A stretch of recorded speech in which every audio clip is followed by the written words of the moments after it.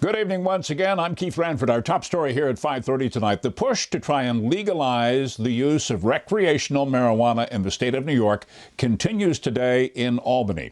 Now, the state Senate Majority Leader says that lawmakers, as of right now, are extremely close to reaching an agreement in both the Senate and in the Assembly as well. Now, those in favor say it will generate needed revenue in the state.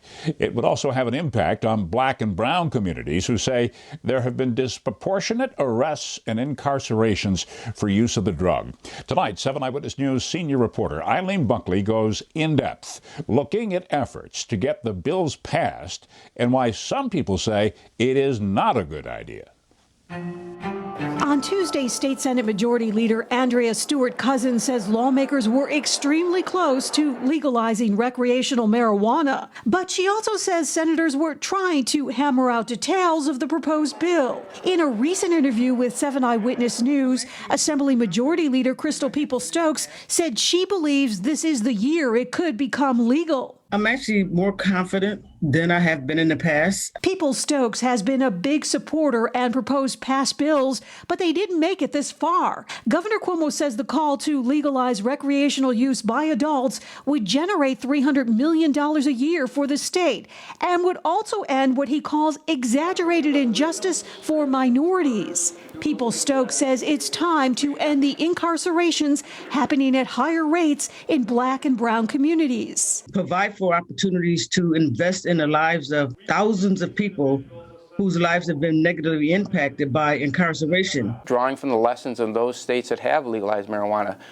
most of the dispensaries in those states are in communities of color, economically disadvantaged communities. And although this is a state law, U.S. Attorney J.P. Kennedy has been a longtime opponent against legalizing marijuana.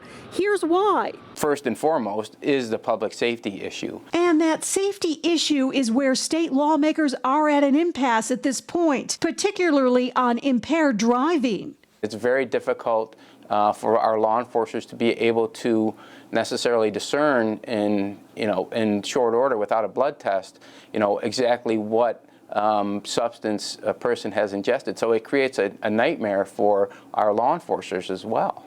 Kennedy says he can't comment on specifics to the state legislation, but he has conducted research and cites the Journal of the American Medical Association findings of higher traffic fatalities in states with legalized marijuana use. There were increased traffic fatalities in the 4 states that did legalize marijuana, and they calculate that nationwide there would be 7,000 excess deaths every year. Kennedy says he warns the state needs to be very cautious before taking the leap to legalize marijuana. But if approved, New York would join more than a dozen states that have already allowed it. In Buffalo, EILEEN Buckley, 7 Eyewitness News.